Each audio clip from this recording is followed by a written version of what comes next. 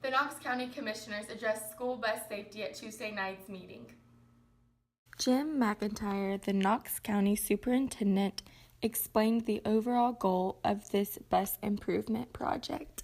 We want to make sure our kids get to school safely and on time so that they can be successful in the classroom and be prepared for a bright future. So it's an important job. We want to make sure we make the appropriate investments to make sure that our bus contractors are successful, our bus drivers are successful in getting our kids to school safely and on time. The first safety enhancements put in place cover the bus driver's background.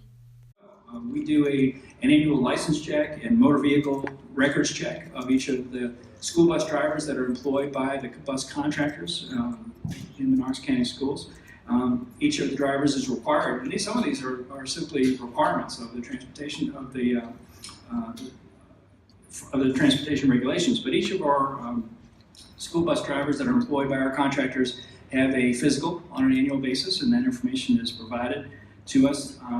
There is a requirement for random drug testing, and we're required to randomly drug test at least 50% or over 50% of the school bus drivers that are employed by our contractors on an annual basis, and at least 10% are to be subject to an annual random alcohol test as well. Russ Oakes, the Chief Operating Officer for Knox County Schools, explains an additional requirement that bus drivers must pass at random. And our intent is to get to a point where we can do a safety check for every bus driver in the system every year.